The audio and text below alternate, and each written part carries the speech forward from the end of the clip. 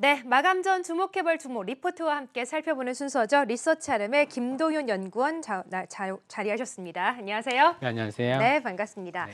자, 오늘은 어떤 종목을 또 가지고 오셨는지 기대가 됩니다. 어떤 종목 준비하셨어요? 네, 네. 삼성 디스플레이가 이렇게 올레드를 투자를 재개한다는 소식이 접해지면 좀 가장 먼저 찾아보셔야 할 기업인 FNS테크라는 기업을 좀 준비를 했습니다. 간략히 좀 동사 소개를 드리자면요. 우선 대형 올레드 쪽을 좀 말씀드려 보고 싶은데요. 이제 4분기부터 QD 올레드 양산에 나선다는 소식을 좀 저희가 접했습니다. 이 QD 올레드의 첫 라인인 Q1 라인에 이 전공정 외장비를 단독으로 수주했던 그런 기업입니다. 당시 수주 금액은 약 800억 원 정도로 현재 동사 시가총액 1,090억 원 대비 상당히 좀 큰 숫자라고 좀 말씀을 드릴 수가 있겠고요. 중소형 올레드 투자 시에도 동사의 장비 같은 경우에는 모두 좀 채택이 될 수밖에 없는 그런 기업이라고 좀 말씀을 드릴 수가 있겠고요. 중소형 올레드 증설 시에는 이제 같은 규모 기준으로 한 600억 정도 수주가 가능한 여전히 좀 시가총액 대비로는 큰 규모의 수주가 가능하다 이렇게 좀 말씀을 드릴 수가 있겠고요. 장비 사이클을 따라서 실적에 좀 변동성이 좀 생기는 그런 점을 충분히 인지를 하시고 디스플레이와 반도체, 부품 및 소재 사업 모두 좀 진출해서 성공적으로 사업을 추진하고 있는 그런 기업입니다. 네. 자, 그래서 오늘은 FNS테크에 대해서 좀 가지고 오셨는데 최근에 OLED에 대한 수요 증가 기대감과 함께 업황 기대감도 나오고 있고 오늘 보니까 또 삼성 디스플레이와 LG 디스플레이에서 OLED 분야에 또 투자를 확대하겠다 이런 뉴스도 전해졌더라고요. 네. OLED 시장의 전망을 긍정적으로 보고 계세요? 네, 맞습니다. 예. 사실 2017년도에 이 아이폰에 처음으로 올레드가 채택됐던 때보다 네. 오히려 이 업사이클에 대한 기대감은 더 높은 상황이다. 이렇게 좀 말씀을 드리고 싶습니다. 우선 수요적인 측면을 좀 지켜보게 되면요. 우선 아이폰이 지난해 처음으로 전 모델에 올레드를 좀 채택을 했죠. 오, 예. 예, 맞습니다. 근데 올해 또 이 아이폰 13 모델에도 뭐 물론 이제 올레드를 채택했는데 다시 LCD로 돌아가진 않을 테니까요. 네. 네, 초도 물량 같은 경우가 이제 전년 동기 대비로 20% 증가한 9천만 대 정도로 좀 그 관계사들한테 주문을 좀 요청을 했다고 하고요. 또 다르게 또 봐주실 점은 올해부터 이 노트북 시장에서도 올레드 채택이 좀 본격적으로 확대가 되고 있습니다. 지난해 이제 올레드 이제 노트북용으로 80만 대가 좀 출하가 됐다고 하는데요. 1분기에만 110만 대가 좀 출하가 됐다고 하니까 이 글로벌 제조업체들의 올레드 패널 채택이 상당히 좀 확대되고 있다. 이렇게 좀 말씀을 드릴 수가 있겠습니다. 네. 그래서 올해 같은 경우에는 이런 아이폰이나 이 노트북이 올레드 패널 수요를 좀 견인할 것으로 보고 있고요. 내년 같은 경우에는 또 저희에게 또 상당히 큰 뉴스로 다가왔던 애플이 아이패드에 올레드를 좀 채택하겠다 이런 뉴스도 좀 전해졌었습니다. 네. 그리고 이제 2023년도부터는 또 많은 분들이 기다리고 계시는 애플의 폴더블 폰 출시 예상까지 좀 되고 있으면서요.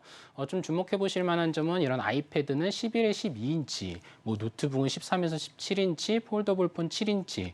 크네요, 꽤. 네, 예. 맞습니다. 저희가 지금 좀 사용하고 있는 이런 스마트폰보다 상당히 좀 큰 패널을 좀 사용하게 되면서 네. 국내 이런 디스플레이 업체들의 팹 가동률, 공장 가동률은 좀 올라갈 수밖에 없는 상황이고요. 반면 공급적인 측면에서는 좀 차세대 기술로 이제 꼽히고 있는 그런 기술들의 패널을 좀 생산하기 위해서는 기존에 갖고 있는 생산 라인 캐파가 좀 감소가 불가피한 그런 상황입니다. 그렇기 때문에 그런 캐파를 좀 확보하기 위해서라도 우선 좀 투자가 필요한 시점으로 아무래도 이런 올레드는 이제 업사이클을 좀 앞두고 있다 이렇게 좀 말씀드릴 수가 있겠습니다. 네, 그렇군요. 이렇게 글로벌 업체들에서 OLED 투자 또 수요가 점점 더 증가한다면 당연히 부품 소재 업체들도 호재를 받지 않을 수가 없을 텐데 네. 이런 종목들 어떤 전략을 가져가야 되는지 그리고 최근에 뭐 FNS테크도 네. 주가가 그닥 눈에 띄진 않았어요. 지지부진한 네. 모습이 좀 이어졌는데 네. 투자 전략은 어떻게 가져가는 게 좋겠습니까? 네, 아무래도 이 삼성 디스플레이나 국내 이 투자가 좀 장기간 부재했던 것은 또 사실입니다. 네. 네, 하지만 그동안 이런 장비 업체들 또 그런 실적 사이클의 변동성에 대비해서 부품 소재 또는 이 디스플레이 장비에 필요한 기술들이 또 많이 필요한 이 반도체 장비 쪽으로 또 많이 진출하고 있고요. 특히 이 FNS테크가 그런 측면에서 이렇게 좀 이 부품 소재나 반도체 장비 쪽까지 좀 진출하고 있는 그런 디스플레이 장비주들에 주목해 보시면 좋을 것 같다 이런 말씀 좀 드리고 싶고요. 특히 동사 같은 경우에는 디스플레이와 반도체 모두 부품 및 소재 사업에 진출해서 2016년도 65억 원 정도의 관련 매출이 발생을 했었는데요. 지난해에는 이 관련 매출액이 한 170억까지 좀 올라오면서 상당히 좀 안정적인 성장 궤도에 들어갔습니다.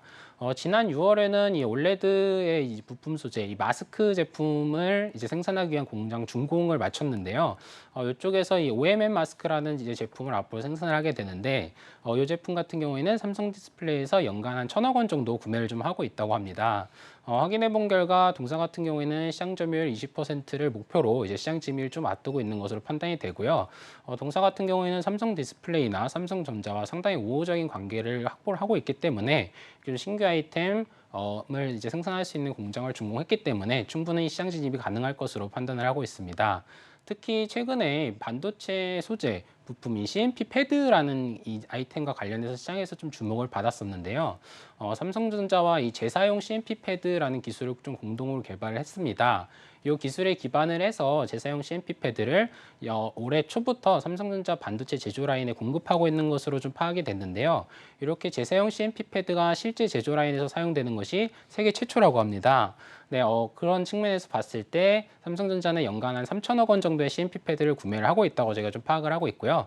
지난해 기준으로는 30억 원, 한 1%밖에 이제 공급을 하지 못했지만 이번에 개발한 이 재사용 CMP 패드가 기존의 재사용 CMP 패드와는 달리 완성품과 동일한 성능을 낼 수 있다는 점, 그리고 이 재사용 CMP 패드를 사용했을 때는 최근에 좀 이게 이슈가 되고 있는 이런 탄소 배출과 관련해서 상당히 좀 그런 배출가스 양을 낮출 수 있다는 점 등을 고려했을 때는 네. 앞으로 시장 점유율 확대가 충분히 가능하다, 이렇게 좀 말씀을 드릴 수가 있겠습니다. 네, 그렇군요. 네. 한 5월에 저점을 찍고 최근에 반등세가 좀 이어지고 있는데 지금 한 13,000원대 기록하고 있거든요. 네. 목표 가격은 어느 정도로 예상하고 계세요?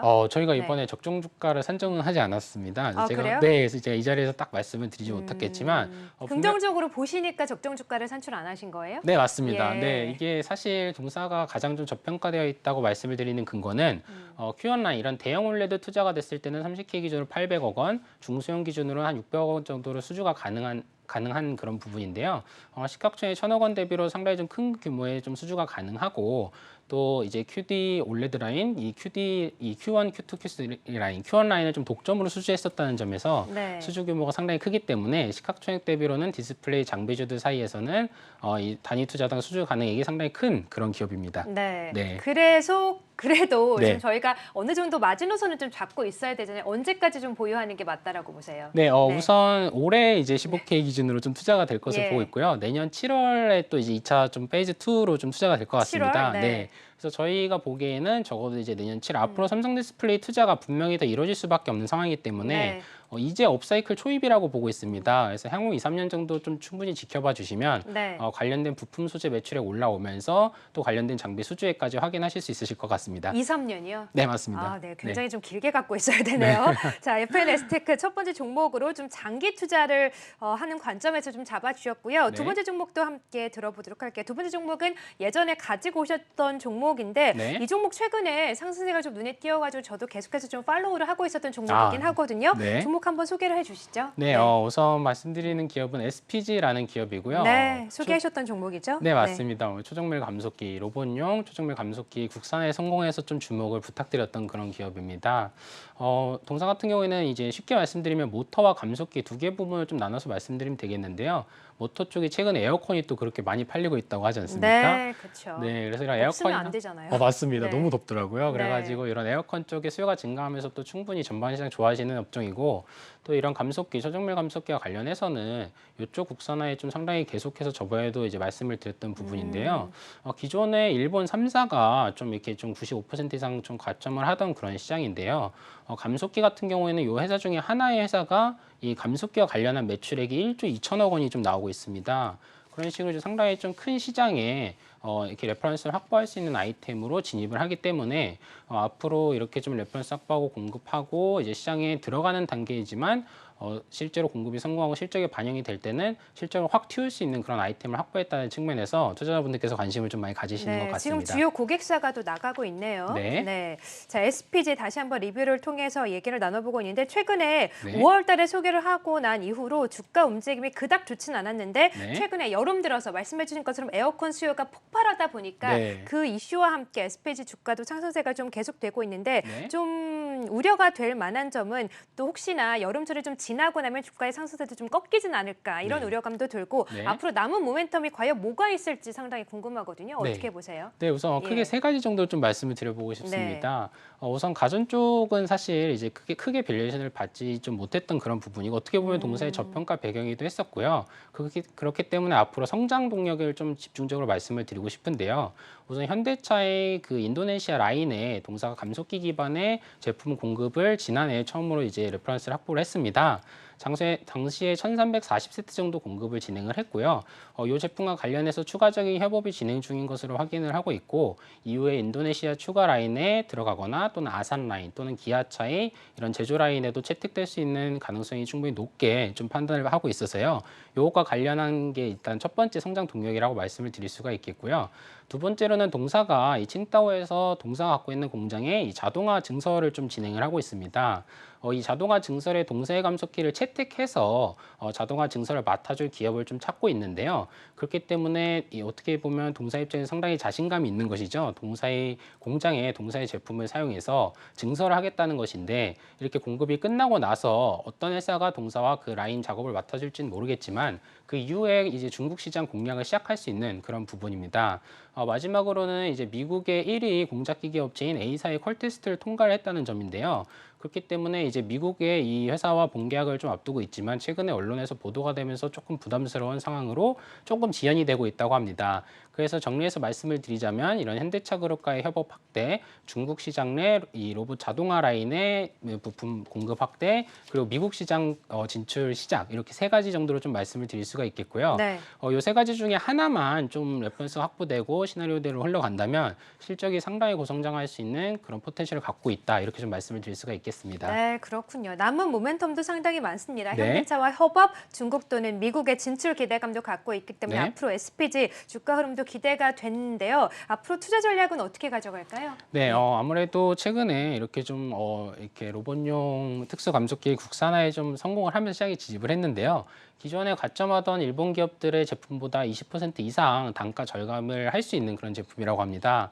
그렇기 때문에 레퍼런스 확보만 된다면 사실 고객사들 입장에서도 사용하지 않을 이유가 없거든요.